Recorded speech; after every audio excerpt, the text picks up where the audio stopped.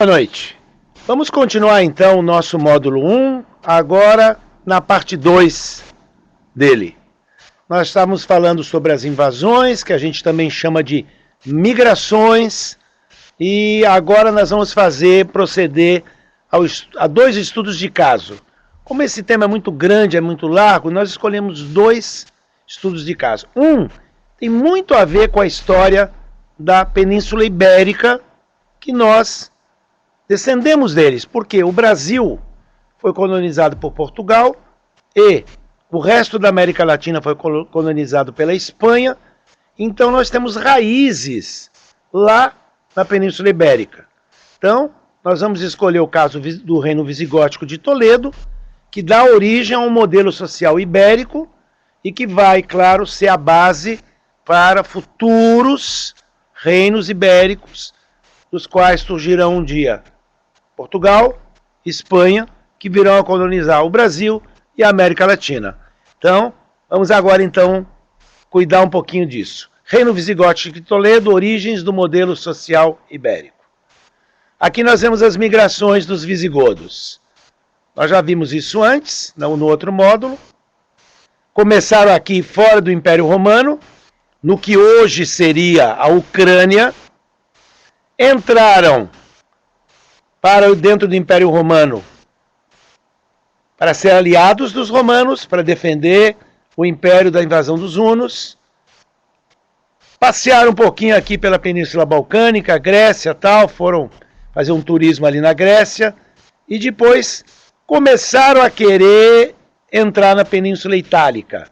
Península Itálica é isso aqui. Península Itálica é a Itália atual, capital Roma, eles vão acabar saqueando Roma aqui em 410, vão tentar cruzar para o norte da África, indo até a pontinha da bota da Itália aqui, mas não conseguem, voltam para o sul da Gália e se estabelecem aqui no primeiro reino deles, o Reino Visigótico de Toulouse. E agora nós vamos ver como é que eles vão criar o Reino Visigótico de Toledo. Então, esse é digamos, o ponto final aqui das migrações dos visigodos. Eles eram mercenários do Império e após a derrota de Valente, né, eles tentam penetrar na Itália. Como a gente sabe, eles foram detidos por aquele general Vândalo, eu já contei isso para vocês, o Estilicão, mas o Estilicão morre e aí eles invadem a Itália, saqueiam Roma. É um grande trauma naquela época, Roma nunca tinha sido tomada, mas não demora muito, eles vão para o sul da atual França, o sul da Gália, e se estabelecem nessa região chamada também de Aquitânia. Fundam aí, e aí a gente começa o novo tema, o Reino Visigótico de Toulouse. O Eurico, que é um dos reis visigodos, ele ocupa Provença e algumas partes da Espanha. Mas o filho de Eurico, Alarico, é derrotado. Esse Alarico é o segundo, né? Alarico I foi aquele que saqueou Roma. Alarico II é derrotado pelos francos em Vouillé, 507, e quem derrota é o Clovis, rei franco merovingio, do qual falarei na segunda metade dessa parte. E os godos ficam muito, muito esfacelados, fogem para o sul dos Pirineus e passa a ocupar um pedacinho bem pequenininho do sul da Gália e começa a ocupar a Espanha. Lenta e gradualmente eles vão se impondo ali, vão ocupando a Espanha, a maior parte da Espanha. Quando eu falo de Espanha, eu já expliquei na metade anterior, mas eu explico de novo. Espanha é a Península Ibérica. Hoje equivaleria a Espanha e a Portugal atuais. O Reino Visigótico de Toledo, ele é vítima de conflitos internos e inimigos externos. Vamos tentar ver como que os problemas que eles têm. Vamos começar pelos problemas internos. Eles dominam, eles são estrangeiros. Eles vieram de outros lugares, eles são germânicos. A população local é cristã. Mas Os visigodos são de uma vertente ariana, tá? Já a outra parte, a parte local, é católica. São povos romanizados da região centro, leste e sul. Então nós temos visigodos, arianos e hispano-romanos, ou seja, romanos que vivem na Espanha, que são católicos. E uma terceira parte é pagã. No norte e nordeste da península, esses nunca foram evangelizados. Então, nós temos 3 tipos de população. Um pequeno grupo de pagãos isolado no norte e nordeste da península. A grande maioria é cristã católica. E os invasores, eles são germânicos e de cristianismo ariano. Segunda questão. Os reis visigodos eram eleitos pela nobreza guerreira. Tá? A eleição dos reis era feita pela nobreza guerreira. Mas havia grupos internos entre essa nobreza que eles conflitavam entre si pela coroa. Então isso gerava guerra civil, golpes derrubando reis. Os francos ironizavam, riam dos visigodos, dizendo que os visigodos eram regicidas, que matavam seus reis. Parece que isso foi muito comum durante um certo período, que os grupos lutavam entre si e um grupo tentava matar o rei do outro para colocar o rei do seu grupo. Problemas externos, não são poucos. Ao norte, os francos, que tinham acabado de derrotá-los. Ao sul, os bizantinos, que estavam tentando reconquistar tudo de novo. Os suevos, que tinham ficado no norte e nordeste. E ainda povos locais, que não tinham se submetido nem aos visigodos e também já resistiam desde então aos romanos. Então, não tem uma unidade. Nós vemos aqui um mapa do Reino Visigótico de Toledo que carece de perfeição, mas nos dá uma ideia. A capital está aqui, é Toledo. 2 grandes cidades aqui no sul, Córdoba, Sevilha. 2 grandes cidades aqui no litoral mediterrâneo, Valência e Cartagena. Essa região no entorno de Barcelona. E um pedaço ainda no sul da Gália. Mas os visigodos não dominam o norte da península e o reino suevo. Não vai demorar que os bizantinos vão vir e tomar essa parte sul aqui. Vão criar aqui um espaço conquistado. Então nós temos alguns problemas. Francos aqui, suevos aqui, bizantinos aqui e povos locais nessa parte norte. Com isso, a unidade fica comprometida. Vamos ver o que vão fazer os reis. Outros povos invasores ou autóctones, por exemplo, os suevos, que estão ali, eu mostrei para vocês no mapa, na parte norte e noroeste. Os bascos ou os vascones, que seriam os ancestrais dos atuais bascos. E os bizantinos que se instalaram no sul, na região chamada Bética. E os francos. Quem vai resolver isso, depois de algum tempo, é um rei chamado Leovigildo.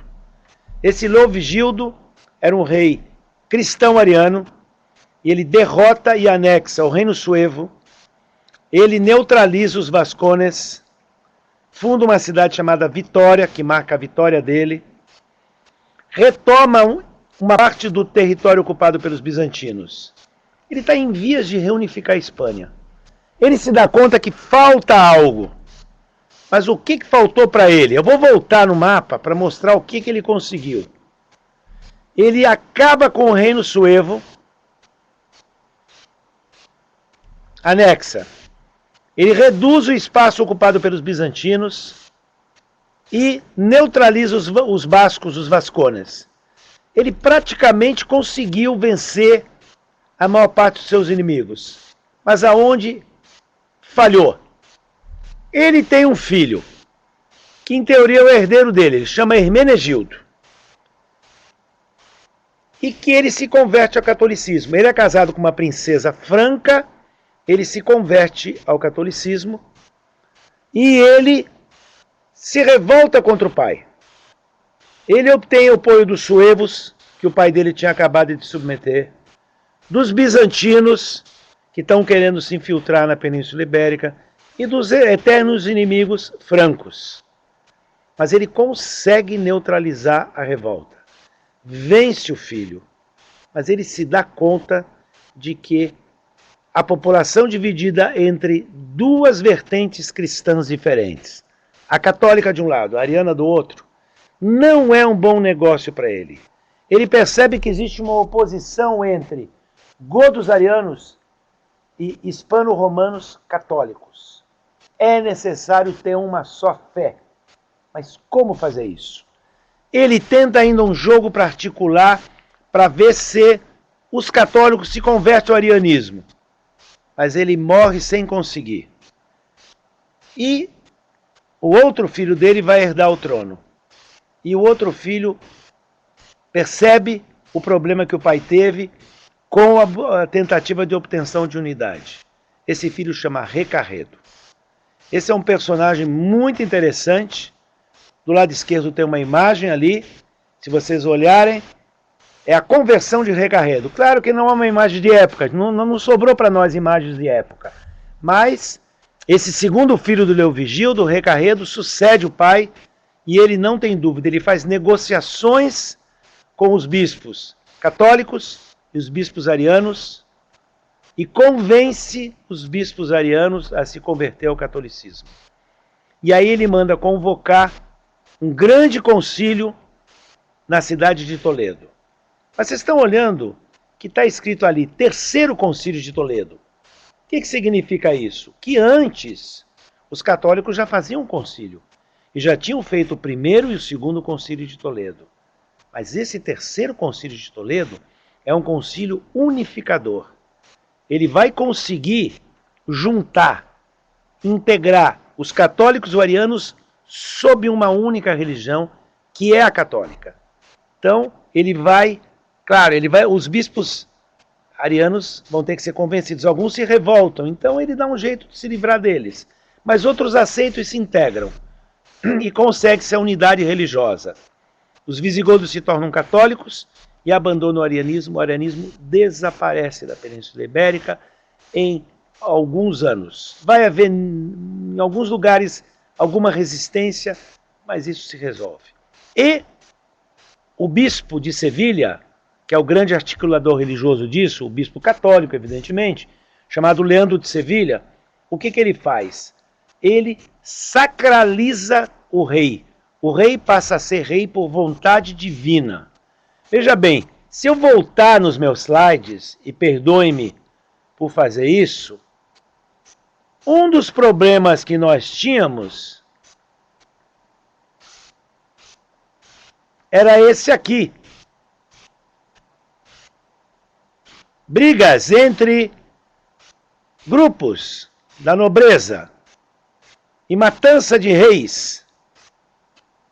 O rei precisava ter uma aura sagrada.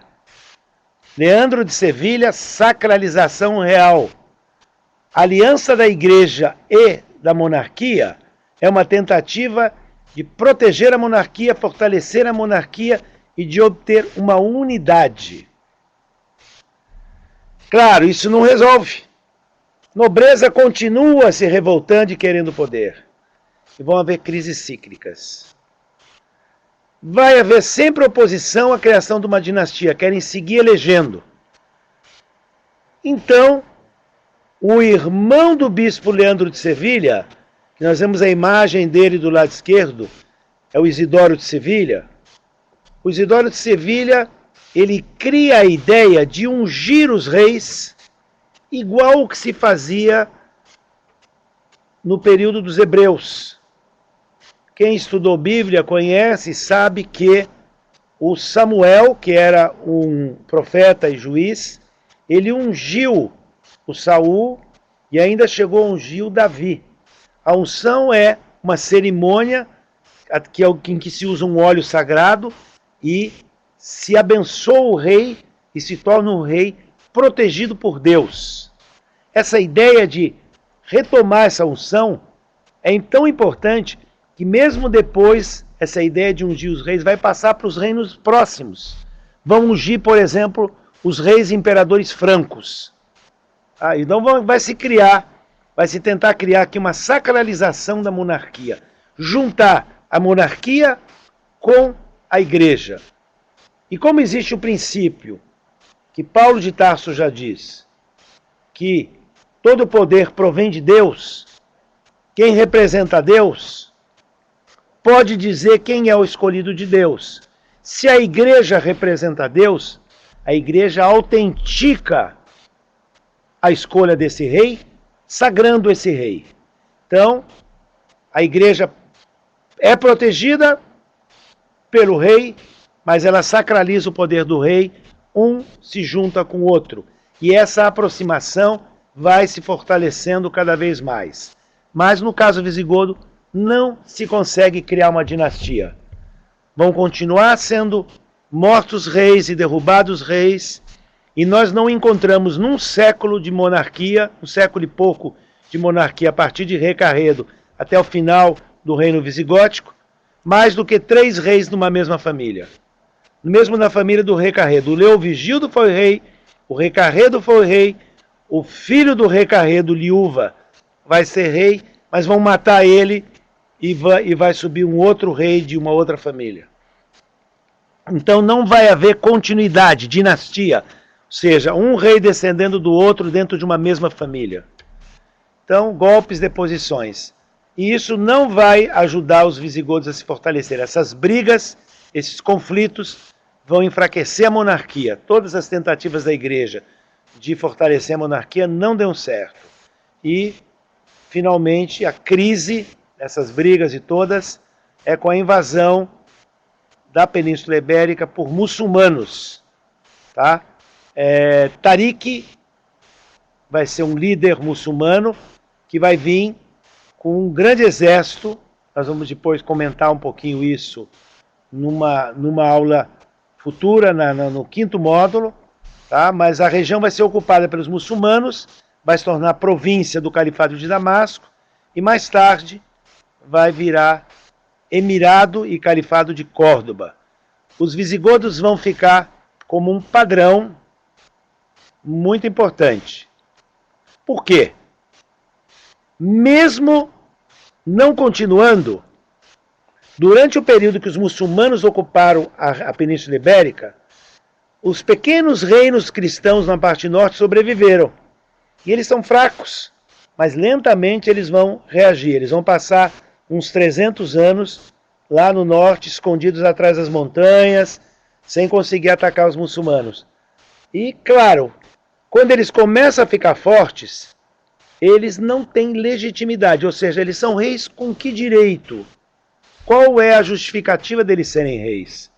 Então, eles vão buscar a legitimidade deles numa tradição mais antiga. Eles se dizem herdeiros dos reis visigodos. Assim, os visigodos cristãos e os sucessores deles, que são esses pequenos reinos, são vistos como os verdadeiros senhores da Espanha. Os muçulmanos são invasores e não são legítimos, eles não têm direito a essa terra. Essa terra é cristã, essa terra pertenceu aos visigodos. E isso faz com que se associe aos visigodos um valor mesmo eles não existindo mais. Eles são os legítimos herdeiros do reino visigótico. Os reinos que aparecem na Idade Média se dizem continuadores do reino visigótico, e a nobreza se diz descendente dos godos. Por isso, na Península Ibérica, isso vai aparecer durante toda a Idade Média, ser godo é ser nobre. Não existe mais visigodos, mas as pessoas que têm títulos de nobreza dizem que eles descendem dos godos. Tem que ter uma boa genealogia, tem que ter um sangue bom, sangue azul. Então os reis e a nobreza dos reinos cristãos medievais na região dizem que eles são descendentes e sucessores dos godos. E fabricam genealogias, mas de certa forma eles se autenticam, se legitimam no poder. Segundo estudo de caso, francos. Praticamente o tema 2 que nós vamos estudar em seguida, é o feudalismo. E o feudalismo foi criado, foi desenvolvido em torno do Reino Franco e do Império Franco. E o feudalismo é um padrão que está muito fortemente associado ao período medieval. Então nós vamos estudar dois momentos, duas partes desse estudo de caso. Esse estudo de caso 2, francos, a parte 1 é sobre os francos merovingios. O fundador dessa dinastia, ele é Clovis. Clovis era neto de um personagem que a gente não sabe se ele é histórico, mas ele ficou associado à dinastia, que é Meroveu. Do nome Meroveu vem francos merovingios, os francos que descendem de Meroveu. O Clovis consegue vencer outras tribos e unificar os francos. Vencendo essas outras tribos, ele fica forte e tem um exército muito bom. Ele era casado com uma mulher que era católica. Ele mesmo não era cristão, nem ariano e nem católico. Ele era pagão. Mas a esposa dele, Clotilde, vivia dizendo para ele se converter. Ele primeiro vence um pequeno reino que ainda era romano, era uma sobrevivência, uma pequena sobrevivência do Império Romano, tinha um pequeno reino que tinha um líder chamado Siagos, ele vence eles e unifica, e penetra no território da Gália. Em seguida, ele vai lutar contra os alamanos. E quando ele vai lutar contra os alamanos, ele, ouvindo os pedidos da esposa, da Clotilde, ele fala o seguinte: se Jesus Cristo me ajudar a vencer a batalha contra os alamanos, eu me converto ao catolicismo. Ele vence e se converte. Então nós vemos no lado esquerdo duas imagens diferentes duas representações do batismo de Clovis. Claro que nenhuma dessas é original, nada disso é de época. Tá? Isso é como se imagina, o Clovis é visto como o fundador da monarquia francesa. Então, tenta se imaginar como é que foi o batismo dele. Num ele está numa pia batismal enorme, já no outro ele está numa espécie de um barril. Está sendo batizado sem roupas, como seria tradicional, né? E em volta dele tem clérigos, tem pessoas religiosas, ele está sendo batizado. Então ele se batiza e faz batizar todo o seu exército. Aí em seguida ele vence os burgúndios em Dijon com a ajuda dos visigodos. Na hora de dividir o espólio da batalha contra os burgúndios, o saque, ele arruma um motivo para brigar com os visigodos. E aí ele derrota o Alarico, em Bouillé, 507. E o Alarico ocupava ainda aquela parte sul da Gália que interessava ao Clovis. E ele consegue expulsar praticamente de quase toda essa parte sul da Gália os visigodos, que vão para a Espanha, como a gente já viu no trecho anterior. E aí ele ocupa um vasto território. E, claro, ele quer unidade para poder governar. Com o batismo dele, os francos eram pagãos, é muito mais fácil passar do paganismo para o catolicismo. Então ele traz seus guerreiros para o catolicismo e cria assim um cimento religioso que une os súditos. É um reino só e uma só fé. Neste momento isso dá para ele muito prestígio. Ele é ovacionado pela população, ele faz vários desfiles em várias cidades e ele vai até a Catedral de Reims, onde ele é sagrado rei, e unifica os francos germânicos, agora católicos, com os galo-romanos, galos porque são da Gália. A gente nesse período chama essa região ainda de Gália, que é o nome que os romanos davam. Os galo-romanos católicos também. E batizado em Reims, ele obtém o apoio da igreja. Mas os francos tinham uma forma de administrar muito estranha. O Estado pertencia ao rei. O rei não era o governante do Estado. Então eles entendiam que eles podiam partilhar entre os seus herdeiros o Estado. Então vai haver um reino muito grande com Clovis, mas como ele tem alguns filhos herdeiros, ele divide esse reino em 3 pequenos reinos. E vão se alternar divisões e fusões, partilhas. Quer dizer, de repente não tem herdeiros, unem e fica um reino grande. Depois, dividem novamente. Então, além do Clovis, vai ter um outro que vai ter um reino bem grande, que é o Clotário II. Ele vai conseguir reunificar e vai conseguir controlar, inclusive, melhor a sua nobreza. Mas, geralmente, eles dividiam entre os herdeiros. Isso vai levar com que cresça o prestígio de um personagem, de um funcionário real, que chama maiordomos. Se a gente fosse escrever em português, seria mordomo, mas mordomo hoje é outra coisa. Mordomo, nesses filmes que a gente vê, em algumas novelas que tem gente rica, mordomo é uma espécie de funcionário da casa. Esse maiordomos não era exatamente isso, era uma espécie de primeiro-ministro. Era uma espécie de prefeito do palácio. Ou seja, ele liderava a nobreza e ele ajudava o rei a governar como uma espécie de primeiro-ministro. Esse mordomo, maiordomos, é claro que ele levava vantagem e distribuía essas vantagens para os nobres. Tá? Mas era um primeiro-ministro efetivamente. Vai chegar uma situação que o mordomo vai mandar mais do que o rei. O rei vai ter poder de júris, poder legal, poder jurídico, porque é descendente do Clovis, mas o poder de fato vai ser do primeiro-ministro. Ele vai governar de fato. Por que acontece isso? Porque os reis passam a não querer mais nem fazer a guerra e nem mais querer governar. Eles querem viver no palácio, comendo, bebendo, em festas de ociosidade. E lentamente os mordomos vão aumentando o poder. Um desses é Pepino de Heristal, é o primeiro com esse nome, Pepino de Heristal. Vai virar uma salada, tem pepino, mas não vai ter tomate. Que ele vai reunificar o reino franco. O filho de Pepino de Heristal é o Carlos Martel. E esse Carlos Martel, ele submete várias regiões que estavam livres e ele enfrenta, numa batalha, muçulmanos que vinham da Península Ibérica. Numa batalha chamada Poitiers. Escreve com I, mas pronuncia Poit. Poitiers, escreve Poitiers, mas é em francês. Vence esses mouros. Esses mouros vencidos eram apenas uma tropa que estava fazendo saque. Mas essa batalha foi muito aproveitada como sendo a batalha que salvou a Europa da invasão muçulmana.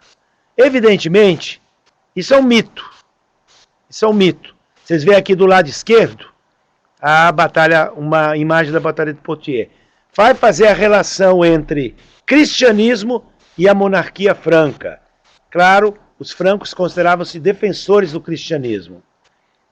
Mas na sequência o que acontece? Ele tem 2 filhos, Carlomano e Pepino Breve. O Carlomano sai da jogada e o Pepino se torna o mordomo. Ele não pensa muito. O último rei merovingio chamava Childerico III. Ele pega esse Childerico, faz a tonsura, raspa o cabelo dele, deixa só aquele pouco de cabelo com um negocinho aqui, uma rodelinha aqui, e manda ele para o mosteiro. E se faz o novo rei. Mas ele não tem legitimidade. Significa, ele não tem um direito legal de ser rei. Então o que ele faz? Ele se aproxima da igreja e tenta se aproximar dos bispos e do grande e famoso bispo de Roma. Vamos ver como que ele faz. Primeiro ele é ungido em Soissons, imitando aquilo que Isidoro propôs fazer com os reis visigodos, e alguns reis visigodos a gente sabe que fizeram. Ele é ungido pela igreja, no modo bíblico. E isso vai ficar acoplado aos reis franceses depois. A igreja sacraliza essa nova família e se cria uma dinastia. Depois ele combate os lombardos, que estão no norte da Itália, e ajuda o Papa a se aproximar. Desculpa, ele ajuda o Papa e se aproxima do Papa. E aí ele é sagrado rei pela segunda vez em Saint-Denis, que é uma cidade próxima a Paris. O Papa faz uma aliança com o rei Franco, que agora não é mais da dinastia dos Merovingios. Faz uma segunda campanha para ajudar o Papa Romano. Toma a Itália do Norte. E nessa época ele se propõe a criar um território para o Papa poder administrar e para ele poder receber dali a produção e cobrar impostos e tudo mais. E ele cria, na região próxima a Roma, um patrimônio de São Pedro, que seria uma região que às vezes cresce, às vezes diminui, e que o Papa governa como se fosse um reino do Papa. Cobra impostos, protege o habitante.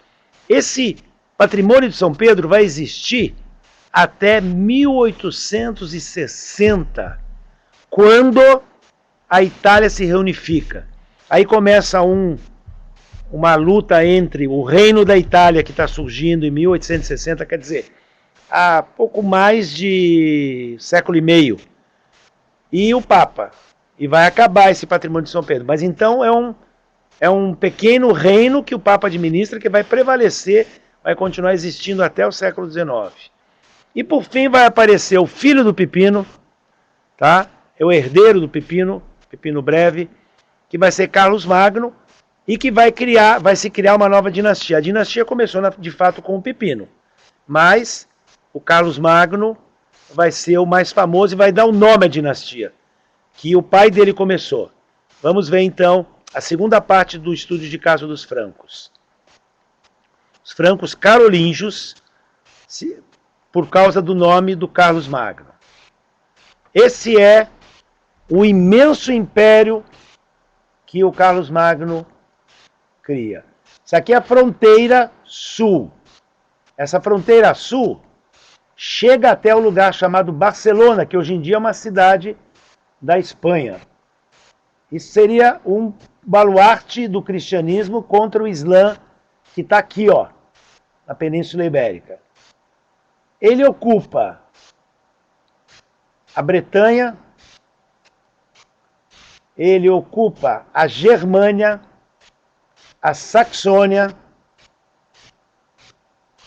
a Marca do Norte, a Marca da Panônia, a Itália. Ele cria um novo império. Então vamos ver o que acontece com esse império que o Carlos Magno criou e desenvolveu. Uma nova rodada de ataques ao Papa pelos lombardos. O Carlos Magno é chamado, como Pipino Breve já tinha sido chamado, derrota os lombardos e confirma o patrimônio de São Pedro. O Papa recebe territórios que ele vai manter, como eu já falei, até a unificação italiana no século XIX. A Itália fica assim, então. Tem três aglomerados na Itália. No norte, os francos. No centro, o Estado Papal, ou Patrimônio de São Pedro. E no sul ainda tem uma presença bizantina, mas ela vai se alterar isso durante a Idade Média. Principalmente o sul vai ter muitos povos invadindo.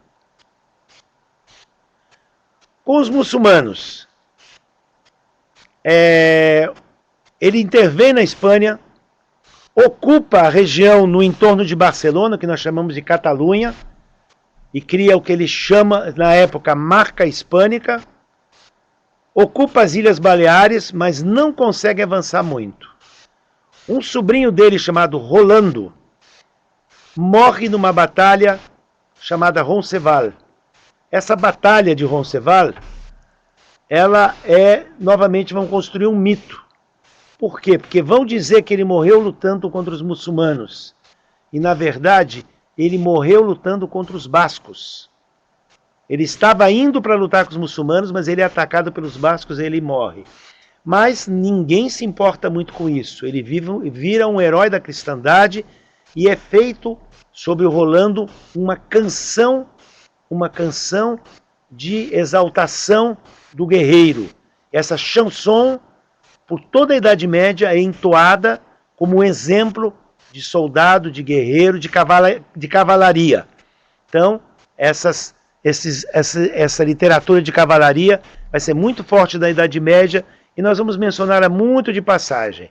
O vitral que vocês estão vendo aqui é um vitral que está na Catedral de Chartres, esse aqui. E ele conta uma história que está escrita aqui no slide em inglês. Eu vou tentar só resumir para vocês. Da esquerda para a direita, de cima para baixo.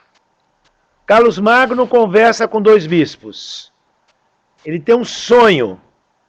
E nesse sonho ele encontra com Constantino. Luta contra os sarracenos. Vence e recupera Jerusalém. E recebe uma série de presentes, de relíquias de Constantino. O que tem aqui de histórico? Nada. O que tem aqui de mito? Tudo. Ele nunca poderia ter encontrado com Constantino, porque eles são de outra época. Ele nunca libertou Jerusalém, mas o imaginário desse período coloca ele como imperador, tal como Constantino, e coloca ele como um defensor da cristandade. E essa ideia que é levada tanto na chanson, na canção de Rolando, quanto na imagem que se tem do Carlos Magno. Vamos ver o que ele sim faz. Ele ataca um povo do norte chamado saxões. O trabalho dele contra esses saxões é dos mais violentos. Ele força esses saxões a se converter ao cristianismo.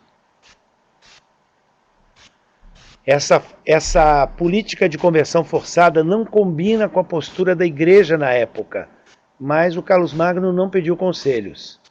Ele força a converter, os que não querem se converter, ele expulsa do território e traz colonos e ocupa as terras esvaziadas. Ou seja, é uma ação radical. Ele também ataca os ávaros, que são nômades de origem mongol, que estão na região da atual Hungria, e cria a Marca do Oeste. E cria um imenso império, que vai desde o rio Elba, que seria fronteira entre a Alemanha e a Polônia atual, até os Pirineus, que é a fronteira entre a Espanha e a França. E aí ocorre uma crise. O papado começa a ter brigas internas e o Papa Leão III pede a proteção dele. Vocês estão vendo que já é a 3ª ou 4ª vez que a família vai na direção da Itália para proteger o Papa. O pai dele já tinha feito isso e ele já tinha feito uma vez. E aí, no Natal do ano de 800, já tendo vencido os opositores do Papa, ele está assistindo à missa e o Papa se aproxima. Parece que não era nada combinado, mas quem pode provar? Se aproxima dele, sem que ninguém veja, com uma coroa de ferro, que dizem que é uma coroa que tem os pregos da cruz que Jesus foi crucificado. Também ninguém pode garantir que era ou que não era, mas pega essa coroa de ferro, coloca na cabeça dele e o proclama. Carlos Augusto, coroado por Deus, grande e pacífico, imperador dos romanos, vida e vitória. Declara em Roma, no Palácio de Latrão, aonde estavam o papado, de que ele agora é imperador. Mas ele não é imperador. Então vamos ter que negociar essa situação política. E aí, evidentemente, com a ajuda do Papa, fazem um acerto com o imperador de Bizâncio, o imperador romano do Oriente, esse sim imperador legítimo, de que haveria um imperador germânico e um imperador bizantino.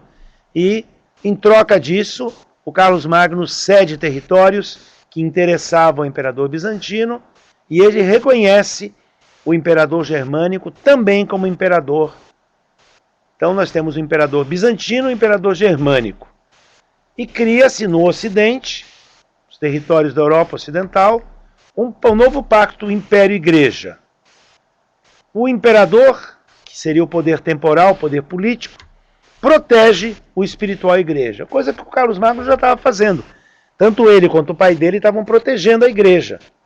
Mas fica, digamos, um acordo de proteção para sempre. E, claro, esse pacto vai se alternar com boas relações e más relações por todo o período medieval. Então, se forem aprofundar os estudos, vão ver que imperadores e papas estão próximos e estão distanciados. Nós vamos falar um pouco disso no terceiro tema e vamos comentar essas relações, ora boas, amigáveis, e ora tensas entre imperadores e papas. O Império Germânico ocupa o vácuo deixado pelo Império Romano do Ocidente, e o Carlos Magno, para poder administrar esse império imenso que ele tem, ele cria enviados do Senhor, que seriam os Missi Dominiti, que seriam uma espécie de fiscais dele que controlam os bispos e os senhores. E ele consegue fazer um poder centralizado forte. Ele obriga todos os seus nobres e os bispos a fazer juramentos para ele prometer obediência. Óbvio que ele era muito forte e ele consegue isso porque ele era muito forte. Mas tudo isso vai se perder depois da morte dele e do seu sucessor. Capitulares eram leis escritas que eram para uniformizar a administração e a justiça. E ele nomeia os bispos e abades. Ele se torna o chefe da igreja. Apesar de existir papa, ele nomeava em nome da igreja os bispos e os abades. Ele está fazendo uma coisa que já houve no Império Romano. O Constantino foi imperador romano de todo o Império Romano. E o Justiniano, que foi imperador bizantino, eles já faziam isso. Isso a gente chama de césaropapismo. É um César, um imperador, que quer ser também papa. Césaropapismo. Claro que isso é uma mistura entre o poder político e o poder religioso. E nós vamos ver no tema 3 que a igreja não vai gostar dessa atitude. Mas enquanto os imperadores são fortes, a igreja se submete. Quando a igreja consegue se libertar dos imperadores e do poder imperial, ela vai ir contra isso. Nós vamos ter um breve momento aqui em que vai reaparecer, mas muito momentaneamente, os mercados, as feiras, o comércio, inclusive no norte da Europa. Mas essa inversão é momentânea. Tudo que a gente viu que está cessando o comércio, estão desaparecendo as cidades, nós vamos falar disso no tema 2 também, né? Isso aí é momentâneo e, de uma maneira geral, é só durante o governo dele e do herdeiro dele. Aí tem o que nós chamamos de renascimento carolíngio.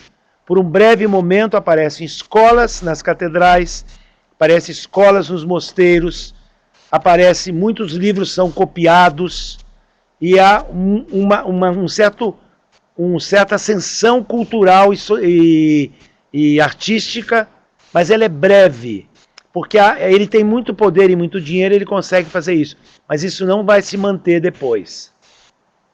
Esse é o Império de Carlos Magno. Se a gente for olhar aqui, é tudo isso aqui, ó. Aqui com os trechos que ele dá para o Papa. Aqui é o que ele cedeu para o imperador bizantino em troca do título de imperador. E isso aqui é o Califado de Córdoba, que tá na mão dos muçulmanos.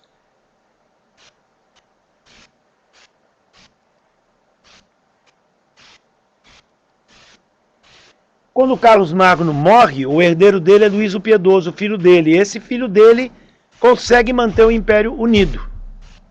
Mas, quando Luís o Piedoso morre, há 3 herdeiros e o Luís quer que o sucessor seja o filho mais velho, o Lotário. Então nós vemos na imagem à esquerda o Luís o Piedoso e embaixo dele o Lotário. O Lotário sofre a oposição dos seus 2 irmãos, Carlos e Luís. E tem uma grande guerra entre os 3 irmãos. E no final, eles fazem um tratado, já são 3 anos depois da morte do pai, quer dizer, 3 anos de conflito, fazem um tratado e dividem em 3 faixas. A França Central com o Lotário, que fica com o título de imperador. a oriental com Luís o Germânico, porque ele fica na Germânia, e na França Ocidental, o Carlos. Essa divisão, esse acerto, não dura muito. Então nós vemos vários mapas aqui, mas o que nos interessa no acordo é esse aqui, ó. Lotário com a França Central, Luís o Germânico com a França Oriental e Carlos o Calvo com a França Ocidental. Na verdade, o que vai acontecer? Não vai demorar muito e o Lotário vai morrer. Tá? E os herdeiros dele também morrem. E os irmãos anexam. Mas aí com quem ficaria o título de imperador? Nós vamos ter então dois reinos grandes, mas um deles seria o imperador e o outro seria rei. E o título de imperador fica primeiro com Carlos o Calvo, que estaria na parte ocidental. Só que ele começa a ter problemas com as invasões normandas. E ele se sente muito inseguro. Então ele propõe para o irmão ficar com o título. Então o terceiro irmão fica com o título. Aí nós vamos ter dois espaços aqui. A França se encaminhará para ser o reino da França. E a Germânia para ser o império. Vai ter muitas mudanças ainda, mas de uma maneira geral vão ficar como herdeiros dos francos merovingios, dos francos carolíngios, o reino da França e o Império Germânico. Mais tarde, esse Império Germânico vai se alterar e vai chamar Sacro Império Romano Germânico e vai ocupar a Germânia, a atual Alemanha, e a parte norte da Itália. Mas nesse período vem as invasões normandas, e isso enfraquece muito o reino da França. E claro que isso vai propiciar alterações. Quem são os normandos? Os normandos são povos de origem no norte da Europa que denominamos Escandinávia hoje em dia. Nessa região tem 3 países: a Dinamarca, a Suécia e a Noruega, hoje em dia. Mas essa região toda era a região dos homens do norte, os normandos.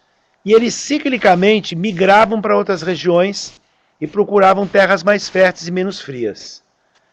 O auge dessas navegações deles, dessas migrações deles, são os séculos 9 a 11. Olha os lugares que eles povoam. Para o lado ocidental, eles vão para a ilha da Islândia, para a grande ilha da Groenlândia, e chegam no Canadá, na Terra Nova.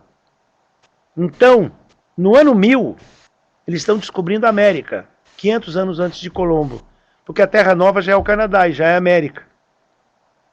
Para o lado oriental, eles entram por rios, navegam por rios, tiram os barcos deles que eram leves, transportam e entram em outros rios e eles chegam até a Ucrânia atual, para o reino de Kiev. Fundam aí um reino. Mas não se bastam aí não. Eles depois tomam o sul da Itália, o reino da Sicília, e criam ali um reino. E incomodando tanto o rei da França, incomodando tanto que o rei da França resolve fazer um acordo com eles. Dá para eles a Normandia, veja, a Normandia tem o nome deles. E eles ocupam a Normandia. Mas não demora muito, a partir da Normandia eles invadem a Inglaterra e ocupam a Inglaterra. Ou seja, eles viram o mundo de ponta cabeça nesse período. Olha aqui um pouco das viagens. Eles são daqui, ó. Eles são dessa região aqui, ó. Noruega atual, Suécia, Dinamarca. Um grupo deles se dirige para cá, para leste, e vai transitando por rios e acaba chegando até Kiev. Eles saíram daqui, ó. Saíram daqui por rios, chegaram até Kiev e fundaram aqui um reino de Kiev. Kiev está aqui, desculpa. Aqui, ó, Kiev. Eu vou mexer um pouquinho essa aqui, ó, Kiev. Fundam aqui um reino de Kiev. E chegam até a comerciar com o Império Bizantino. do lado norte, colonizam a Islândia. Aparece no mapa Groenlândia e Terra Nova. Chegam até a América. Mas não se bastam aqui, não. Eles tomam a Inglaterra, a Normandia, que eles recebem do rei. Eles saqueiam Sevilha, saqueiam Compostela e fundam o Reino da Sicília. Eu diria que um povo que tem uma presença militar e migrações também, né, porque eles fundam algumas coisas que são pacíficas, que não tem comparação na história da Europa com eles. E nós estamos nos aproximando do final. Aqui mostra o Reino da Sicília. Tá? Aqui o Reino da Sicília, ó. Tem a ponta da bota e a Sicília. Aqui, Kiev. Aqui, Normandia. Aqui, Inglaterra. Eles saíram daqui, ó. Suécia, Noruega e Dinamarca. Então, olha os lugares que eles ocuparam, colonizaram. Inglaterra, Normandia, Sicília, sul da Itália e Kiev. Realmente é um tema mal conhecido, pouco estudado, mas hoje no Brasil já tem um grande grupo, inclusive tem uma revista que se chama Brat Her, que essa revista trabalha com estudos de celtas e germânicos e trabalha com esse povo. E chegamos ao final, tá? Isso aqui são os créditos. E eu agradeço pela paciência de vocês e nos vemos adiante no segundo módulo. Um forte abraço.